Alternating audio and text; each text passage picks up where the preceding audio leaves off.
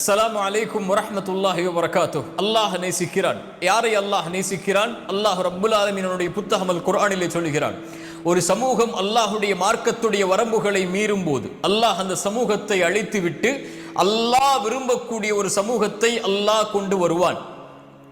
அவர்கள் யார்? அவர்களும் அல்லாஹுவை நேசிப்பார்கள், அல்லாஹும் அவர்களை நேசிப்பான். அல்லாஹ் அவர்களை நேசிக்கிறான் என்றால் அவர்களுடைய தன்மைகள் என்ன? அல்லாஹ் குர்ஆனில் சொல்கிறான், அதில்லத்தின் அலல் முஃமினீன் வ இஸ்ஸத்தின் அலல் காஃபிரீன். அவர்கள் இறை நம்பிக்கையாளர்களோடு இரக்கத்தோடு நடந்து கொள்வார்கள், பணிவோடு நடந்து கொள்வார்கள்.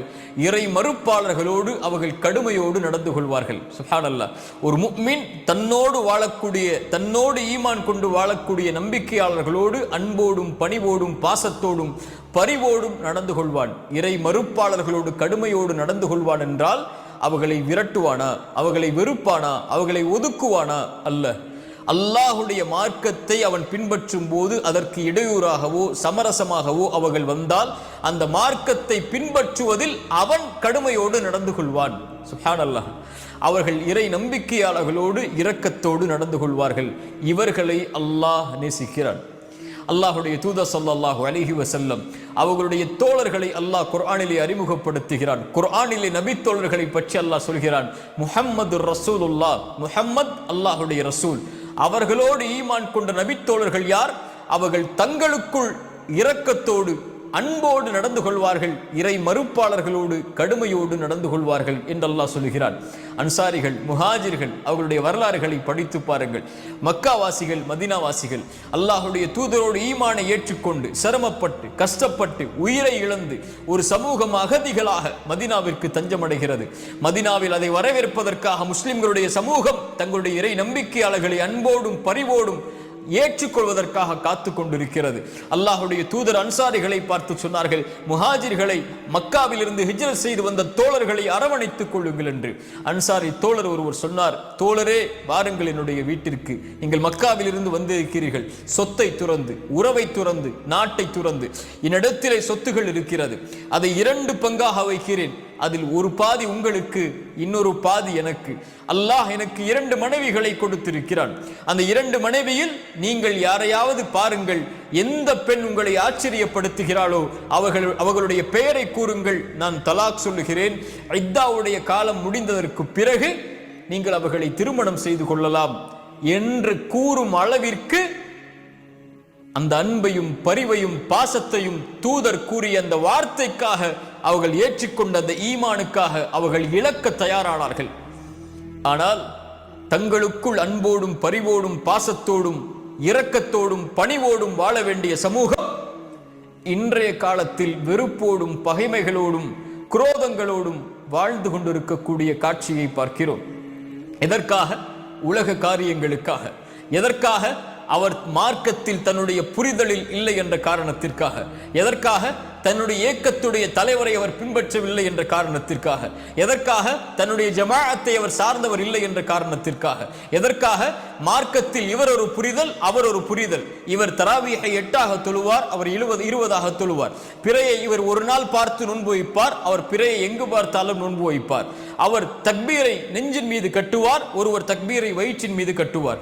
ஒருவர் கையசைப்பார், ஒருவர் கையசைக்க மாட்டார். ஒருவர் தொப்பி அணிவார், ஒருவர் தொப்பி அணிய மாட்டார்.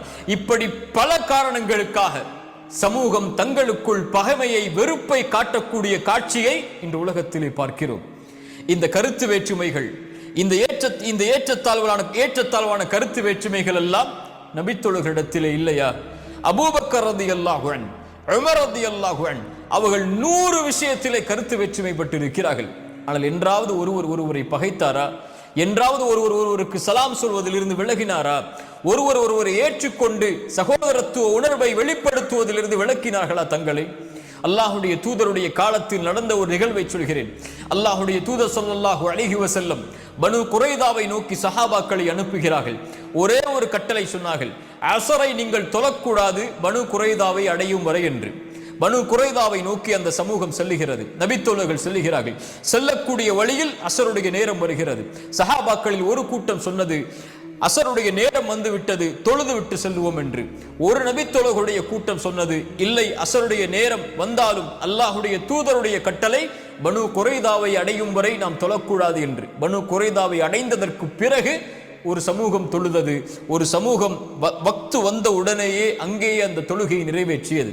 சஹாபாக்கள் இந்த இரண்டு கருத்துக்களிலும் செயல்பட்டு அல்லாஹுடைய தூதருக்கு முன்னால் செல்கிறார்கள். அல்லாஹுடைய தூதர் அந்த இருவரையும் எந்த குறையும் கூறாமல் அடுத்த வக்துடைய தொழுகையில் அந்த இருவரையும் ஒரே சஃபில் அல்லாஹுடைய தூதர் ஸல்லல்லாஹு அலைஹி வஸல்லம் அணிவகுத்தார்கள். அல்லாஹு அக்பர். இப்படி வாழ்ந்த சமூகம் ஏற்றத்தாழ்வுகளை கருத்து வேற்றுமைகளில் மேற்கொண்டு ஒருவருக்கு ஒரு கருத்து இருக்கும் போது இன்னொருவருக்கு இன்னொரு கருத்து இருக்கும் போது ஒரு மதுஹபை அவர், இன்னொரு மதுஹபை அவர், ஒரு இமாமை அவர், இன்னொரு இமாமை அவர், ஒரு இயக்கத்தை அவர், இன்னொரு இயக்கத்தை அவர் என்று தங்களுக்குள் பிரிந்து கொண்டு சலாமை மறுத்து தங்களுக்குள் பேச்சுவார்த்தையை தடுத்துக் கொண்டு இறை மறுப்பாளர்களோடு கடுமையை காட்ட வேண்டிய சமூகம் கொள்கையை பின்பற்றுவதில் இறை நம்பிக்கையாளர்களோடு கடுமையோடு நடந்து கொள்ளக்கூடிய காட்சியை பார்க்கிறோம். இது மார்க்க விஷயங்களுக்காக மட்டுமல்ல, உலக காரியங்களுக்காகவும் தங்களுக்குள் காட்டப்பட வேண்டிய இரக்கம், அன்பு, பாசம், மன்னிப்பு என்ற தன்மைகள் எல்லாம் இந்த சமூகத்திலே இல்லா மஷா அல்லாஹ், அல்லாஹ் பாதுகாத்தவர்களை தவிர செத்து மடிந்து விட்ட காட்சியை பார்க்கிறோம்.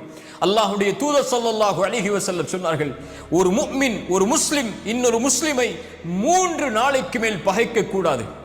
சலாம் கூறுவதிலிருந்து விலக்கி இருக்கக்கூடாது. அந்த இருவர் பகைத்தால் அதில் யார் சலாமை கொண்டு அந்த உறவை மீண்டும் தொடங்குவாரோ அவர்தான் மேன்மையானவர் என்று அல்லாஹுடைய தூதர் ஸல்லல்லாஹு அலைஹி வஸல்லம் சொன்னார்கள். 3 நாள் பேசாமல் இருந்து ஒரு முஸ்லிமை பகைத்து வாழ்ந்து அதே பகைமையோடு அவன் மரணித்தால் அவன் நரகம் செல்லுவான் என்று அல்லாஹுடைய தூதர் ஸல்லல்லாஹு அலைஹி வஸல்லம் சொன்னார்கள். அவர் தொழுகையாளியாக இருந்தாலும், அவர் ஜக்காத்தை கொடுப்பவராக இருந்தாலும், அவர் ஹஜ்ஜை நிறைவேற்றுபவராக இருந்தாலும் ஒரு முஃமினை பகைத்தால் அல்லாஹுடைய தூதர் மேலும் சொன்னார்கள், திங்கட்கிழமையும் வியாழக்கிழமையும் அல்லாஹ்விடத்திலே ஒரு முஃமின்களுடைய அமல்கள் எடுத்து காட்டப்படுகிறது. அல்லாஹ் இருவரை மன்னிக்காமல் ஒதுக்கி விடுகிறான். அவர்கள் யார்? தங்களுக்குள் பகைமைகளை கொண்டவர்கள். அல்லாஹ் மலக்கை சொல்லுவான், இந்த இருவரையும் ஒதுக்கி விடுங்கள் மன்னிப்பிலிருந்து, அவர்கள் தங்களுக்குள் சமாதானம் ஆகும் வரை என்று அல்லாஹ் ரப்புல் ஆலமீன் கூறுவதாக அல்லாஹுடைய தூதர் ஸல்லல்லாஹு அலைஹி வஸல்லம் அவர்கள் சொன்னார்கள். அல்லாஹு அக்பர். கண்ணியத்துக்குரிய அன்பு தோழர்களே, சகோதரர்களே, சகோதரிகளே, யோசித்து பாருங்கள். இந்த சமூகம் பல காரணங்களுக்காக தங்களுக்குள் வெறுப்பை காட்டுகிறது. பல விஷயங்களுக்காக, பல நோக்கங்களுக்காக, பல குறிக்கோளுக்காக தங்களுக்குள் வெறுப்புகளையும் பகைமைகளையும் கொண்டு வெறும் வெறுப்பை விதைக்கக்கூடிய சமூகமாக மாறிக்கொண்டிருக்கிறது. ஒற்றுமை என்னும் பலமே இல்லாமல் கண்ணியத்தை இழந்து, மரியாதை இழந்து ஒரு சமூகம் அழுது கொண்டிருக்கிறது. குர்ஆன் சொல்லுகிறது, அத்தீஉல்லாஹ், அல்லாஹ்வை பின்பற்றுங்கள், தூதரை பின்பற்றுங்கள், நீங்கள் பிரிந்து விடாதீர்கள். நீங்கள் பிரிந்தால் உங்களுடைய வலிமையை, உங்களுடைய கண்ணியத்தை நீங்கள் இழப்பீர்கள் என்று அல்லாஹ் சொல்கிறான். நீங்கள் பிரிந்தால் இழப்பீர்கள் என்று இன்று பிரிந்து கிடக்கிறது. எத்துணை கருத்துகள் மார்க்கத்தில் விதைக்கப்பட்டாலும், எத்துணை வேற்றுமைகள் இந்த உலக காரியத்தில் வந்தாலும், எத்துணை விஷயத்தில் இயக்கங்களாக கூட்டங்களாக நாம் பிரிந்திருந்தாலும், தலைமைத்துவத்தில் இமாம்களுடைய அடிப்படையில், மதுஹபுகளுடைய அடிப்படையில், இன்னும் இயக்கங்களுடைய வரையறைகளின் அடிப்படையில் பிரிந்திருந்தாலும் எம்மை ஒன்று சேர்ப்பதற்கு அஷ்ஹது அல்லா இலாஹ இல்லல்லாஹ், அஷ்ஹது அன்ன முஹம்மது ரசூலுல்லாஹ் என்ற வார்த்தை போதுமானதாக இல்லையா? என் தோழர்களே, என் தோழிகளே, யோசித்து பாருங்கள். முஃமின்கள் தங்களுக்குள் இரக்கத்தோடு நடந்து கொள்வார்கள். வஅ்தஸிமு பிஹப்லில்லாஹி ஜமீஅன் வலா தஃபர்ரகு. அல்லாஹ்வுடைய கயிற்றை உறுதியாக பலமாக பற்றி பிடித்துக் கொள்ளுங்கள், பிரிந்து விடாதீர்கள். நீங்கள் எதிரிகளாக, பகைவர்களாக உங்களுக்குள் வாழ்ந்து கொண்டிருந்தீர்கள். அல்லாஹ் உங்களை ஒன்றிணைத்தான், உங்களுடைய உள்ளங்களை. அவனுடைய அருளால் நீங்கள் சகோதரர்களாக மாறினீர்கள் என்று குர்ஆன் சொல்லுகிறது.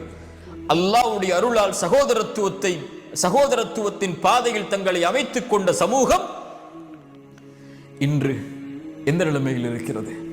அல்லாஹ் சீரமைப்பானாக. முஃமின்கள் தங்களுக்குள் இரக்கத்தோடு நடந்து கொள்வார்கள். தங்களுக்குள் அன்பையும் பாசத்தையும் பரிவையும் காட்டிக்கொண்டு ஒரு சமூகம் முன்னேறுவதற்குரிய வழிகளை எல்லா இடங்களிலும் அவர்கள் கடைபிடிப்பார்கள்.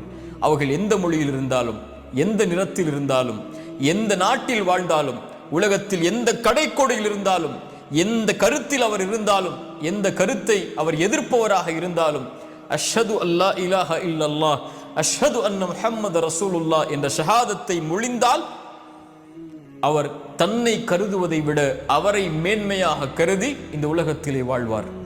அல்லாஹ் அப்படிப்பட்ட முஃமின்களாக எம்மை ஆக்குவானாக. இப்படி தங்களுக்குள் பணிவை வெளிப்படுத்தக்கூடிய முஃமின்களை அல்லாஹ் நேசிக்கிறான்.